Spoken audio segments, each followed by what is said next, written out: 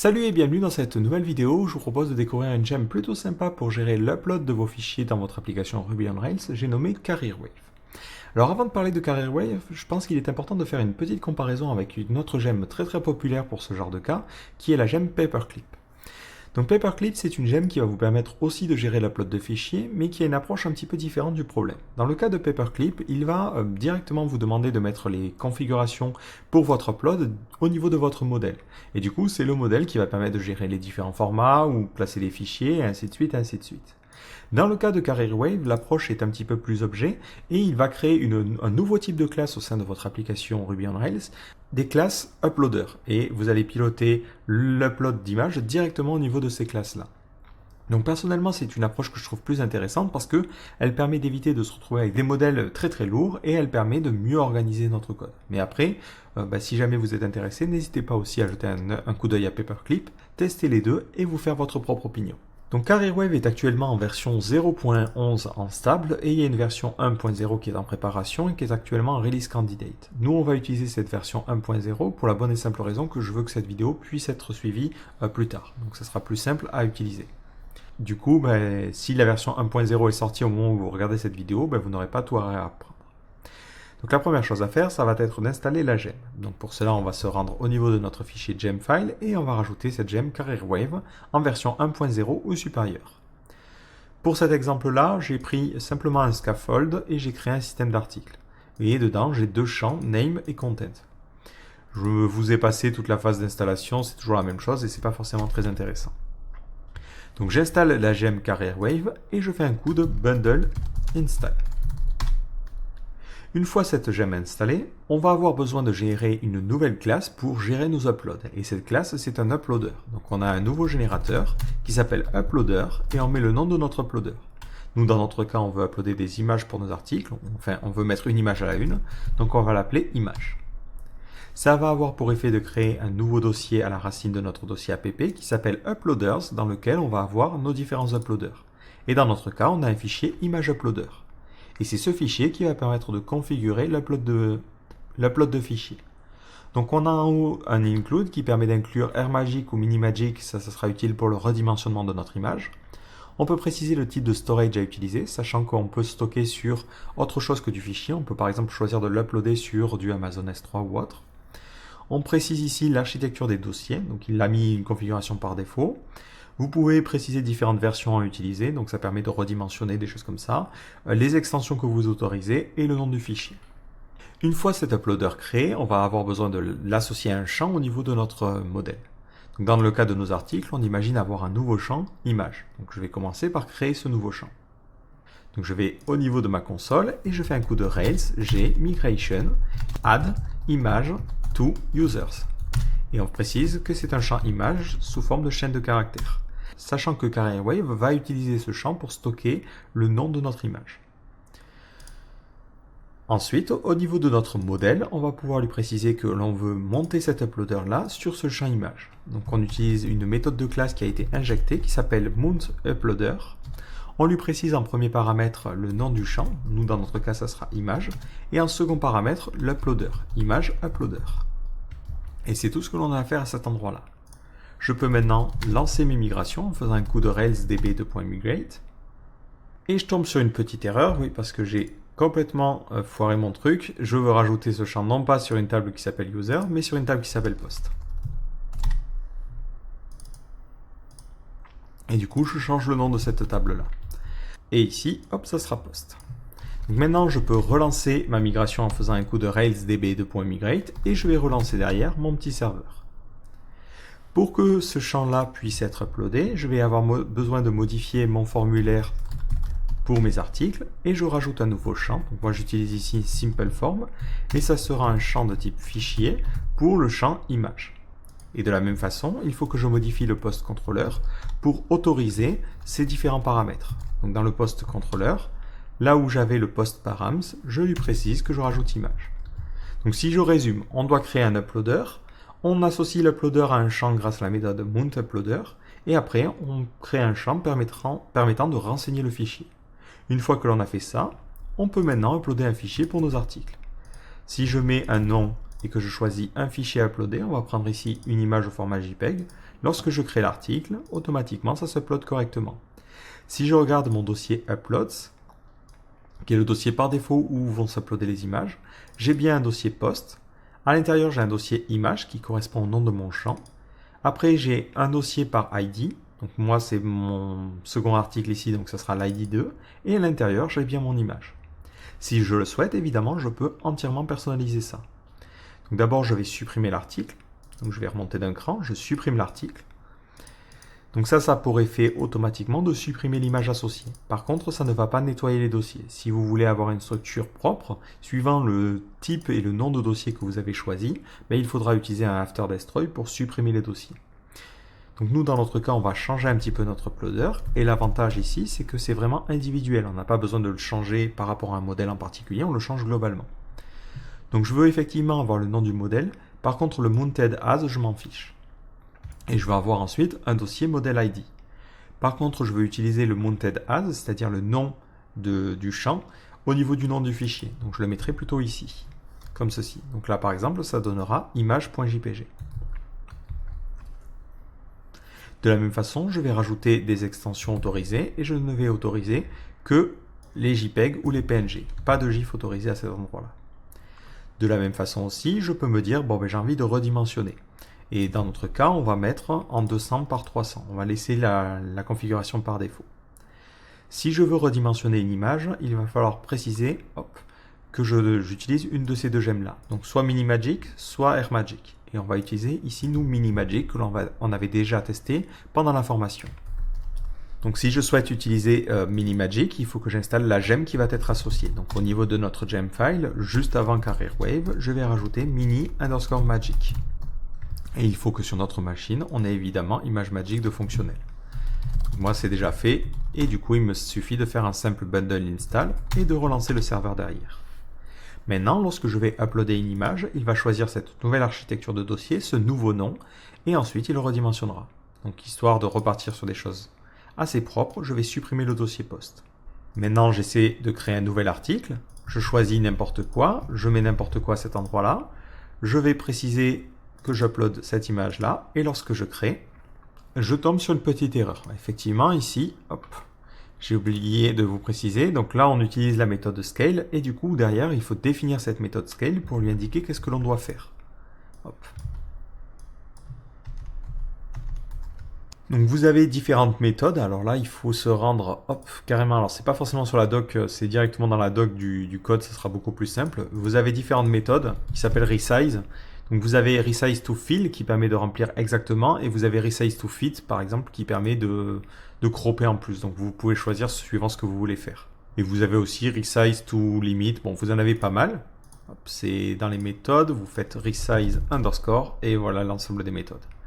Nous, dans notre cas, on fera un resize to fill. Voilà, parce qu'on veut remplir exactement et on choisira la largeur et la hauteur. C'est les deux valeurs ici vont correspondre en fait à ce qui a été précisé là. Si maintenant j'essaie de réuploader mon fichier, je vois que ça fonctionne correctement et dans mon dossier Uploads, je n'ai plus de sous-dossier, j'ai directement le dossier 3 et j'ai mon image. Et mon image est bien en 200 par 300. Au niveau de ma base de données, dans mon champ image qui correspond à mon article, il a simplement sauvegardé le nom de l'image. Et dans ce cas-là, c'est quelque chose de plutôt simple, c'est image.jpg. Mais si jamais je souhaite uploader un PNG, automatiquement il créera un PNG en 200 par 300. Donc si j'upload un PNG, il uploadera un PNG et au niveau de ma base de données, je n'aurai pas du coup image.jpg mais image.png. Si jamais vous essayez d'uploader un fichier qui ne correspond pas à la liste d'extensions qui est autorisée, si j'essaie d'uploader un zip par exemple, je tomberai automatiquement sur une erreur. Et on me dit effectivement que ça ne correspond pas à la liste des extensions. Si je souhaite afficher l'image à cet endroit-là, automatiquement j'ai une série de méthodes qui ont été automatiquement injectées au niveau de notre modèle et qui correspondent au nom de l'uploader que l'on a monté. Donc nous, dans notre cas, on avait choisi de l'appeler image. Donc automatiquement, on aura accès à la méthode image_URL. Donc si je me rends sur mon formulaire, je peux lui préciser, je vais vérifier est-ce que le contenu a une image. Donc je fais if, donc le contenu c'était @post.image. Si on a une image, Dans ce cas-là, je peux mettre un petit paragraphe et à l'intérieur, j'aimerais bien récupérer l'URL. Et pour récupérer l'URL, on a une nouvelle méthode, image_URL, qui est automatiquement injectée par CareerWave. Alors, on va pas forcément aller loin parce que je fais toujours la même erreur au niveau de mes ifs. J'essaie de faire des échos, à l'habitude. Et ici, on va mettre un image tag tant qu'on y est. Voilà, comme ça évitera de cumuler les erreurs. Et là, j'ai ma petite image. Si je me rends sur la création d'un nouvel article, il ne détecte pas ce champ-là et du coup, je n'ai pas d'image associée. Si j'essaie d'uploader un contenu sans image, ça accepte quand même. Parce que si jamais je veux mettre une contrainte de présence, il faudra que je le rajoute en plus. CareerWave ne va pas le faire pour moi. Il ne vous impose pas l'upload de champ. Si je reviens sur Zoidberg ici, je peux aussi lui préciser différents formats à utiliser. Dans ce cas-là, au niveau de notre image uploader, donc d'ailleurs là le scale, on n'a pas forcément besoin de le préciser. On peut directement lui dire je veux que tu utilises cette méthode resize to fill. Mais dans le scale, on pourrait avoir un traitement plus complexe et plus particulier. Donc si jamais vous utilisez Minimagic, vous pouvez lui dire tiens je veux mettre un watermark ou ce genre de choses. Autre chose que l'on n'a pas forcément regardé, c'est la possibilité d'avoir des versions. Ces versions permettent d'avoir différents formats. On peut lui dire, tiens, je veux avoir une image en 50 par 50 et une autre version que l'on appellerait large, entre guillemets, qui serait, elle, en 100 par 100. Bon, c'est pas terrible, mais c'est juste pour vous montrer l'exemple. Et vous pouvez comme ça avoir différentes versions pour votre image. Dans ce cas-là, si j'essaie de réuploader une grande image et que je me mets à jour, si je me rends au niveau de mon dossier, je vois qu'il a mis différentes images. Donc on a d'abord l'image originale et ensuite l'image au format petite taille en 50 par 50. Bon, j'avais mis un resize to fit, donc ça donnera quelque chose qui ressemble plus à du 30 par 50. Et comme ça, on a nos différents formats. Si ensuite, au niveau de mon affichage, je souhaite afficher un format en particulier, je peux préciser en paramètre de notre nouvelle méthode image URL le format à utiliser. Donc moi, j'avais créé un format FUM, donc je peux lui dire je veux l'image qui correspond à ce format-là. Et ça me renvoie bien ce système-là. Donc vous pouvez comme ça avoir pas mal de formats. L'avantage aussi, c'est que vous pouvez utiliser cet uploader pour plusieurs modèles. Et après mettre des conditions pour lui dire, je veux que tu processes de cette manière-là, seulement si on est sur un article. Donc dans ce cas-là, si vous voulez avoir plusieurs process, vous pouvez lui dire, ici, if, et vous lui passez la méthode à utiliser. Par exemple, isPost. Et au niveau de cet uploader-là, on rajoutera une méthode isPost, qui prendra en paramètre l'image, mais bon, pour le coup, on s'en fiche. Nous, on va faire le test vraiment sur le nom du modèle, mais vous pourriez avoir des traitements sur l'image. Et vous lui dites, si le modèle s'appelle post, dans ce cas-là, ça retournera true. Donc par contre, il faudra vraiment avoir au moins un cas pour chacune des conditions, ou carrément, vous pouvez lui dire d'effectuer et de créer une version seulement sous certains cas. Donc c'est après à vous de voir un petit peu ce que vous voulez faire. Mais là, vous voyez un début de choses intéressantes, c'est qu'on peut avoir un uploader qui est associé à tout un tas de modèles au niveau de notre application et on gère les différents formats, les différents redimensionnements à faire directement au sein de cette classe-là. Et on a une classe qui permet d'être utilisée à plusieurs endroits. Et c'est l'avantage que je trouve à CareerWave par rapport à du paperclip pour le coup. Enfin, si vous le souhaitez, vous avez aussi la possibilité de mettre une URL par défaut. Donc dans le cas où quelque chose n'a pas d'image, vous pouvez lui dire s'il n'y a pas d'image, je veux que la méthode avatar URL par exemple renvoie ça. Et là on pourrait utiliser du placeholdIt par exemple. Alors placeholdIt. Et dans mon cas sur GraphiCart, c'est ce que j'utilise notamment pour les avatars. C'est-à-dire que lorsque un utilisateur n'a pas d'avatar, je peux lui associer un avatar par défaut.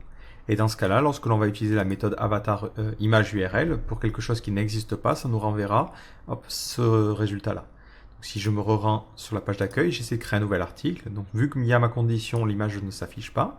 Mais si je venais à retirer cette condition et que je lui demande d'afficher le image URL quoi qu'il arrive, automatiquement il utiliserait cette image-là. Ce qui peut permettre d'avoir comme ça un comportement par défaut. Enfin, vous avez aussi, en plus des méthodes image URL, d'autres méthodes qui vous permettent par exemple de supprimer une image ou de recréer les différents formats. Donc là, on va le faire directement au niveau de la console. Je vais faire un coup de Rail C et je vais récupérer le premier article. Donc je vais faire un post.first. À l'intérieur, je vois bien que j'ai mon image. Si je le souhaite, je peux utiliser cette méthode-là pour régénérer des versions. Je vais ici supprimer la version large et miniature et lui demander de la recréer. Donc pour cela, on a une méthode au niveau de notre uploader, donc au niveau de notre image, qui s'appelle recreate_versions. Et vous pouvez lui passer en paramètre les versions à recréer, ou carrément, si vous ne lui passez rien, il recréera les différentes versions qui aient été définies dans votre uploader. De la même manière, si vous voulez supprimer une image, vous avez la possibilité d'utiliser la méthode remove suivi du nom du champ sur lequel ça a été monté. Donc nous, dans notre cas, ça sera remove image, et avec un point d'exclamation. Automatiquement, l'image est supprimée et ensuite je peux faire un p.save pour persister les informations, c'est-à-dire mettre le champ image avec la valeur nil. Enfin, dernier cas qu'il est intéressant aussi de voir, c'est qu'il est possible de préciser une URL. Si je me rends sur, par exemple, on va prendre GraphiCart totalement au hasard,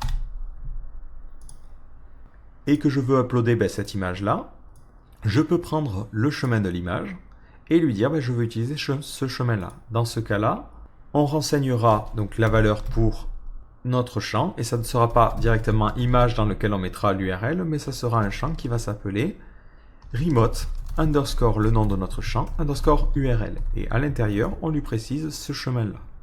Et enfin, on peut sauvegarder. Lorsque je sauvegarde, il va télécharger l'image et générer les différentes versions.